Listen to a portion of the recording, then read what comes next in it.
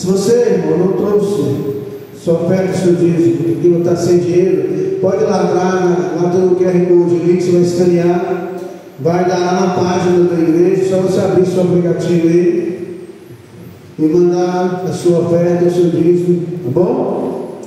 Lembrando, irmão, que o nosso dízimo, a nossa oferta, faz parte da nossa adoração. Porque a igreja é mantida, não é com a oferta das pessoas lá fora. A igreja pentecostal ali no Brasil não tem ajuda do governo, do estado, da prefeitura. Tudo que a gente faz é com sua oferta, com o seu dízimo, com o seu trabalho.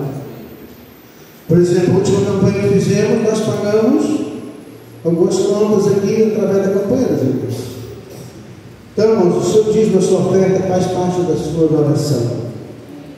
Amém? Hebreus capítulo 12, versículo 14.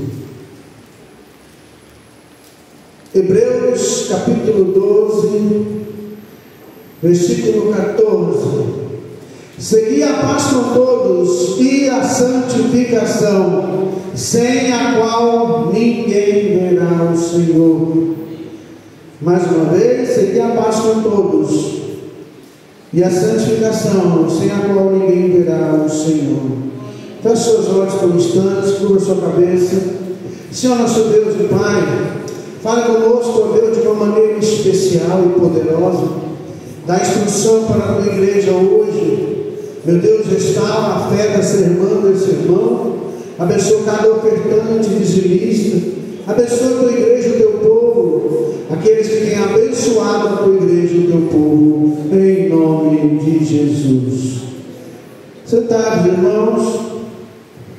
Irmãos, ser um cristão não é apenas seguir a Cristo, é um chamado completo. Ser um cristão é uma vocação. Ser um cristão é ser vocacionado para uma missão maior. Então hoje eu quero falar para você um cristão completo. E é justamente isso que o texto que a gente lê explica, que nós precisamos ter um relacionamento vertical e horizontal que vai formar a cruz, aquela cruz que nós passamos por ela. Nesse relacionamento vertical e horizontal é o que cada um de nós precisa. Um cristão completo, o que é aquele cristão completo? É aquele que não apenas crê em Jesus, ele não só crê no Senhor como Salvador, mas ele vive uma vida integralmente na sua fé, nos seus ensinamentos, ele reflete no amor de Deus na sua vida. Ele ama o bem e odia o mal.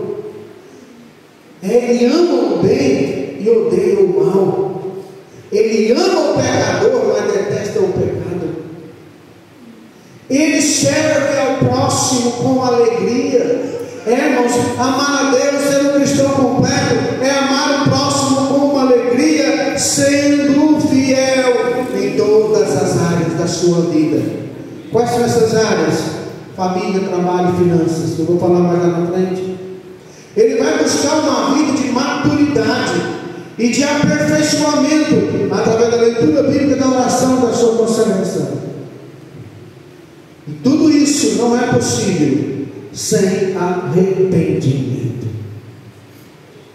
Amém? O relacionamento vertical com Deus é a primeira coisa, amar a Deus sobre todas as coisas. É vertical, que é você e Deus. Primeira coisa na sua vida tem que ser Deus. Relacionamento horizontal é amar ao próximo como a ti mesmo. E esses dois são inseparáveis, não dá para separar um do outro. Como é que eu vou amar a Deus que eu não posso ver desviado? Eu não consigo amar o meu irmão que eu estou vendo. Não? Então esse é um, não consegue viver sem o outro. O amor ao próximo, ele é um reflexo prático e a prova do seu amor a Deus. Quando você ama o próximo, é o reflexo do amor que você tem a Deus. ajudar o próximo, querer o bem do próximo, falar do amor de Deus, é ajudar, compartilhar, colaborar, levar as cargas uns dos outros, diz a Bíblia, e assim cumprireis a lei de Cristo. Então não existe um relacionamento vertical com Deus sem um relacionamento horizontal com o ser humano. Isso não é filosófico, isso é real e verdadeiro. O relacionamento horizontal, irmãos, ele está lá baseado em João capítulo 13, versículo 34. Evangelho de João 13, 34, que diz: um novo mandamento vos dou, que vos ameis aos outros, como eu vos amei a vós, que também vós uns aos outros amei. O que é amar o outro? Ó, o novo mandamento eu vou dar para vocês em Cristo. Vocês vão amar uns aos outros como eu estou te amando. Como é que Cristo nos amou? Deu a sua vida em nosso favor. O que é amar o outro? É zelo, cuidado, preocupação. É me colocar no lugar do outro. É o que eu falei aqui esses dias. É eu ter empatia de quem? Não é antipatia, é empatia. Eu poder me colocar no lugar do outro. Eu tentar entender o outro da maneira dele. Por que ele age dessa forma? Por que ele fala e vive assim? Aí isso é empatia. Aí eu vou tentar entender e eu vou poder falar do amor de Deus de uma maneira melhor. É o que Paulo diz: eu fiz de tudo para por todos os meios salvar alguns. Paulo fazia isso. Quem ama o outro quer ver o outro bem, não é? E principalmente aquelas pessoas que estão do nosso lado, aqueles que a gente convive. Tem um fujão por aí. Aqueles que a gente está convivendo. Amém? Relacionamento com Deus é assim. É você e Deus. Vai ter horas, irmãos, que vai ser só você e Deus. Tem hora que você vai estar que nem Daniel. Daniel, ele foi condenado à morte. E ele sabia que ele ia morrer. Porque o rei, os seus colegas de ministério, vamos dizer assim, de trabalho, que eram conselheiros do rei como Daniel, que era um dos prefeitos e governadores daquela província, ficaram com inveja de Daniel. E muitas pessoas às vezes têm inveja de você, não é pelo que você tem, é pelo que você é, pela sua honestidade, pelo seu caráter, pela sua dedicação, pelo filho que você é, pelo pai que você é, pela esposa que você é, pelo seu relacionamento com Deus e com as pessoas. Ficaram com inveja de Daniel. E o que Daniel? Eles fizeram um decreto para condenar Daniel à morte. Fizeram um decreto que por espaço de 30 dias ninguém podia fazer oração a não ser o rei Dário, que naquela época os reis e imperadores eram tidos como Deus. Parece que não mudou muita coisa.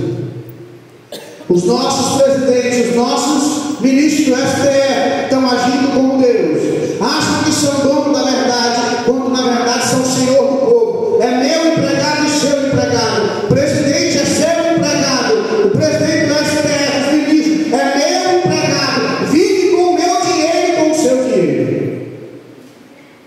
É, pastor? É. A Constituição diz assim.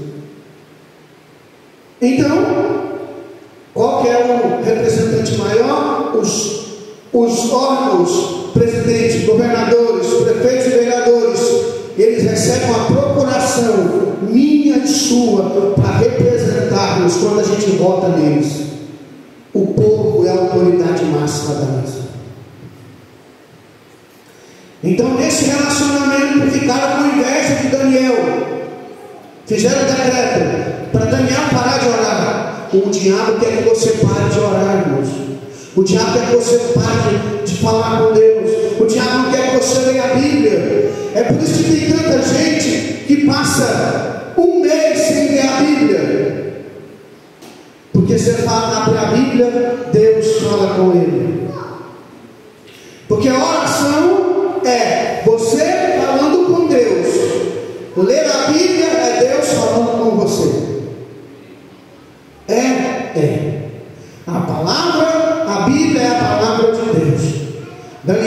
soube disso, pensou: estou condenado à morte, porque eu não vou parar de orar, eu não vou parar com as minhas orações. Naquela época eu orava 3 vezes ao dia, de manhã, tarde e noite, e eu não vou deixar de orar e falar com Deus. E quando ele continuou orando, mandaram ele para a cova dos leões, para encurtar a história. E o rei não queria mandar para a cova dos leões, porque sabia que Daniel era inocente. Sabe o que o rei falou quando mandou ele para a prisão, para a cova dos leões? O teu Deus, a quem tu continuamente serve, que ele te livre. Olha só, assim um ímpio falar isso para você: olha o seu Deus que você serve, que ele te livre. Mas ele não falou com muitos zombando, não. O rei Dário sabia que a fé de Daniel era verdadeira. Daniel passou a noite com os leões. Tem hora que é você e Deus, e os leões, planista, tem que matar um leão por dia. Daniel não matou o leão, mas naquele dia Deus fechou a boca dos leões. Nem fome eles sentiram. Não sabemos se Daniel dormiu aquela noite, ou se ele passou orando, ou se ele passou falando com Deus. Eu sei o seguinte: no dia que amanheceu, porque Daniel tinha um relacionamento vertical, ele e Deus. E quando ele se levantou, o rei se levantou, foi correndo à porta daquela cova e gritou: ó Daniel, servo de Deus Altíssimo, acaso houve do teu Deus a quem tu continuamente serve te livrar dos leões? E Daniel falou: ó rei, o meu Deus enviou o seu anjo, fechou a boca dos leões, em mim foi achada inocência, e em você também. Então pegaram aqueles homens que enganaram o rei Dário e lançaram na cova dos leões. E diz a Bíblia que antes deles descerem, e antes de chegar na cova, os leões já esmigalharam os seus ossos todos. Confia no Senhor, tenha um relacionamento com Deus, ore e fale com Deus todos os dias, leia a Bíblia todo dia, porque quem ama, olha só, esse relacionamento com Deus, esse relacionamento horizontal que a gente tem com Deus, se eu amo a Deus, o que eu vou fazer? Se eu amo o Senhor, eu preciso falar com Deus. E quem ama o próximo, vai do amor de Deus ao próximo. Quem ama, não fala mal do próximo, ou fala? Não fala. Quem ama é uma pessoa que sabe perdoar. Você sabe perdoar o próximo, quem te ofende? O relacionamento horizontal, irmãos, é a base que prova que nós temos um relacionamento com Deus. Se eu consigo amar o próximo, orar por ele, interceder, porque Cristo falou assim: olha, orai pelos que vos perseguem.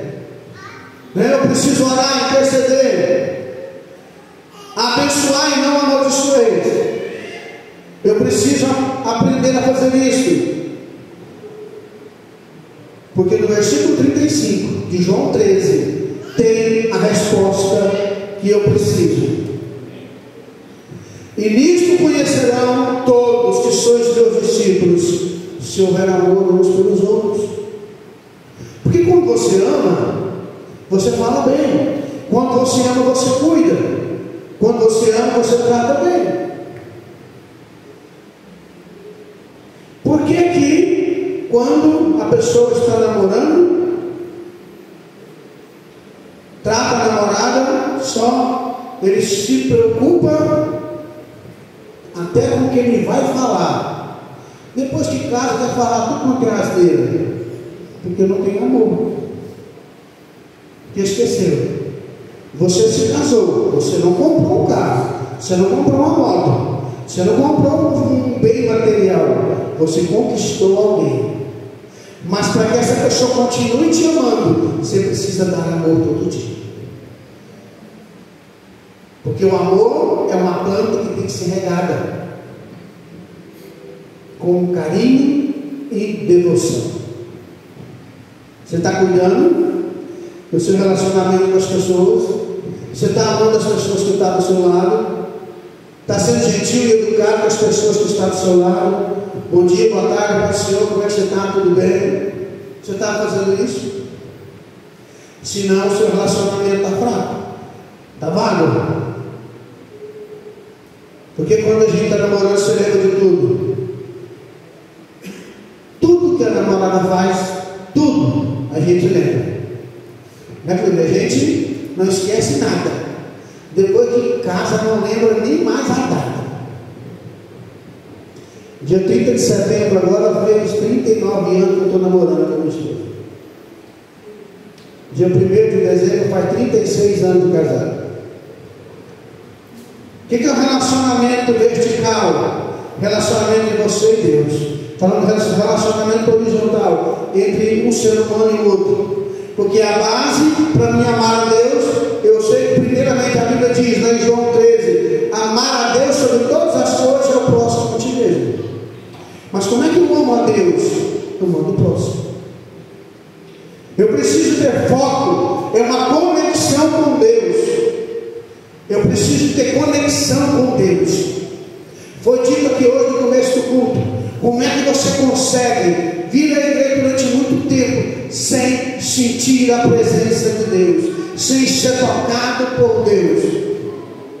Eu te digo, ainda que você não sinta nada, continua crendo. Eu sou o servo de Deus. Deus está do meu lado. Continua fazendo a coisa certa, que na hora certa o Espírito vai abundar na sua vida.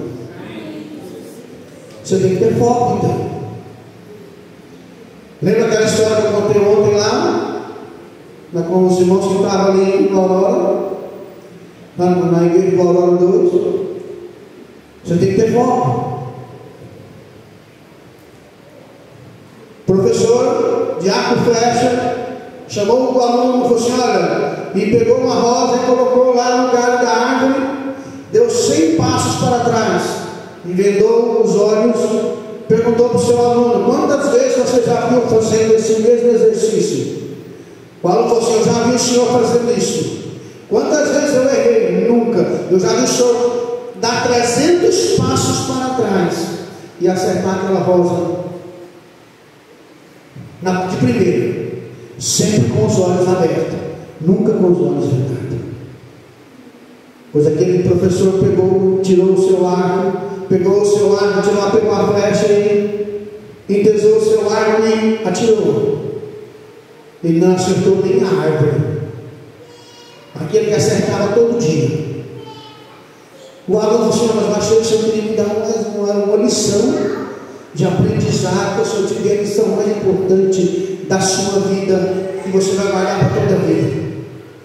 Quando você quer alguma coisa, você tem que ter foco, você tem que estar olhando, você tem que estar decidido a acertar o alvo. Irmãos, Paulo diz: olha, eu esmurro meu corpo, reduzo a escravidão, porque eu tenho foco, eu não quero pregar a muito e depois ser desqualificado. Você tem que saber o que você quer. Para de ficar desviando a sua atenção. E outra coisa, que você no seu relacionamento com Deus tem que ter prática. Você tem que colocar a prática, você tem que pôr ele em prática. Oração, estudo bíblico, arrependimento, gratidão, adoração, intimidade com Deus. Isso tem que ser coisa diária: oração, consagração, Bíblia, jejum, culto. Isso não dá para faltar no seu relacionamento com Deus. Relacionamento com Deus não é só você fazer uma oração de 5, 10 minutos, 20, meia hora, 1 hora, não. Paulo diz em 1 Tessalonicenses 5,17: orar sem cessar. Ele estava dizendo: olha, a sua oração, você orou, buscou o Senhor, não encerra a sua oração, porque o resto do seu trabalho, do seu dia a dia, você tem que ter comunhão com Deus em tudo que você vai fazer. É o que Paulo estava querendo dizer. E eu preciso ter uma base. O meu relacionamento com Deus é a base. Primeiro mandamento de Jesus foi o quê? Amar a Deus sobre todas as coisas, de toda a tua alma, de todo teu entendimento. Tem gente que diz que ama a Deus, mas não quer viver o que a Bíblia diz. Não ora, não lê a Bíblia. Como eu falei, eu não tenho o seu devocional diário. Não para 10 minutos para ler a Bíblia todo dia.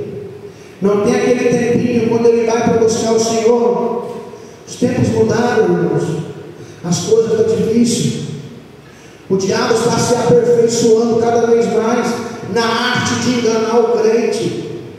E ele está se aperfeiçoando tanto que tem até igrejas inteiras sobre o seu domínio, porque já não estão preocupando mais com o que está na Bíblia, estão interpretando a Bíblia a seu bel prazer. Então nós temos que tomar cuidado. O nosso Senhor não mudou. O que era pecado há 50 anos continua sendo pecado hoje. Já leu 1 Coríntios capítulo 6? Lá vai falar de alguns pecados que o ser humano comete muito. Um deles é os pecados de relacionamento sexual. Paulo vai falar: olha, eu vou pegar o meu corpo e dar ele para uma prostituta, para uma meretriz? De maneira nenhuma. Seu corpo é templo do Espírito Santo. Sexo é para depois que você se casou. É para quem é casado. Pastor, mas os tempos mudaram. E eu com isso. Mas a minha Bíblia não mudou. É a mesma de 100 anos atrás. Não tem problema nenhum. Um tempo atrás, já falei aqui, vou falar de novo. Miguel lembra. Pegaram no pé do deputado federal Nicolas Ferreira, de Minas Gerais, porque ele disse que casou virgem. Lembra disso? Por quê? Porque ele é cristão. Queria se preservar para sua esposa, casou, tem um casamento bom, vive com a sua família. Errado? Não, é princípio sagrado que ele quis pôr em prática. Se você não quer, é um problema seu, mas eu te aconselho: põe sua vida no altar logo. Os dias são maus, os tempos mudaram, mas a palavra de Deus ainda não. Eu, o Senhor, não mudo. Malaquias 3,6. Nós temos que nos vestir com decência. A mulher e o homem têm que se vestir com decência. Nós precisamos saber que o nosso corpo é templo do Espírito Santo. Nós temos que andar debaixo das leis de Deus, na família, no casamento, nos negócios, no relacionamento. No meu casamento, na minha família, nos meus negócios, eu preciso ser honesto e transparente em todos os meus relacionamentos, porque senão eu vou correr o risco de perder a salvação. E o texto é bem claro, de Hebreus 12:14: segui a paz com todos e a santificação, sem a qual ninguém verá a Deus. E por que ninguém vai ver o Senhor? Porque Deus é santo. Levítico 20, verso 26: vós sereis santo, porque eu, o Senhor, sou santo. Eu separei vocês para ser meus. Deus te separou para ser um modelo para essa geração, um modelo para a sua família, um modelo para os seus filhos. Viu, irmãos? A sua filha olha para você, você é o modelo. Até 8, 10 anos você é o modelo. Daí em diante, se ela vê que o seu modelo não é bom, ela vai querer parecer com todo mundo, menos com você. Isso é para menino como para menino. Por quê? Porque minha mãe não é bom, meu pai não é um bom exemplo. Isso é ruim. Pastor Carlos briga com um problema lá, esse dia para trás, e o menino depois falou assim: nossa, pastor, meu pai é um monstro, né? Porque ele viu um mau exemplo no seu filho. Isso é ruim. Você é um exemplo para a sua família. Que tipo de exemplo você quer ser? Como é que está seu relacionamento com Deus, irmão? Você tem horário suficiente? Você tem lido a Bíblia? Ah, pastor, eu não tenho tempo. Não, todo mundo não tem tempo. Levanta a mão quem tem celular, levanta a mão. Só quem tem. Eu sei que todo mundo aqui tem. Então não adianta falar que não tem. Quem tem celular, levanta a mão. Você já parou para ver quanto tempo você fica nele? A média é de 6 a 8 horas por dia. Eu estou jogando por baixo. Nós não temos tempo. mas o nosso dia de 24 horas, do presidente dos Estados Unidos também, o do Papa também, do Elon Musk também, todo mundo tem um dia de 24 horas. Por que um faz mais que o outro? Porque tem foco, ele sabe o que ele quer. Eu quero um relacionamento com Deus. Então, em primeiro lugar, na minha vida, leitura bíblica e oração. Levanta mais cedo para você ler a Bíblia. 10 minutos por dia, não é muito, irmãos. Para você tirar 5, 10 minutos só, tá bom.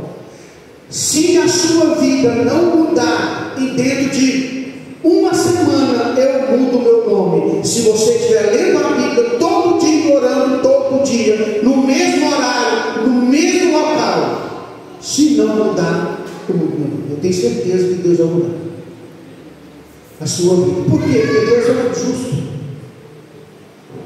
Você tem frequentado o culto como deve? Como está seu relacionamento com as pessoas do seu lado? Você tem sido educado com elas? Porque nós somos representantes de Cristo. Cristo, até mesmo as pessoas que não eram valorizadas, como as prostitutas, como aqueles que todo mundo falava mal, como Zaqueu, Jesus ia na casa deles, comia com eles e transformava aquelas vidas através do seu relacionamento. Por que então que nós não queremos ser assim? Você tem sido um representante de Cristo? Um cristão completo. Ele tem um bom relacionamento com Deus e um bom relacionamento com as pessoas. Um cristão completo não é perfeito, mas ele busca a perfeição. Um cristão completo, quando ele erra, ele sabe admitir: eu errei, eu falhei, me perdoa. Se for preciso pedir perdão, ele fala. Um cristão completo sabe que nós somos seres humanos e somos falhos. Vamos ficar em pé. E nesta noite eu quero te convidar, irmãos, a colocar a sua vida no altar.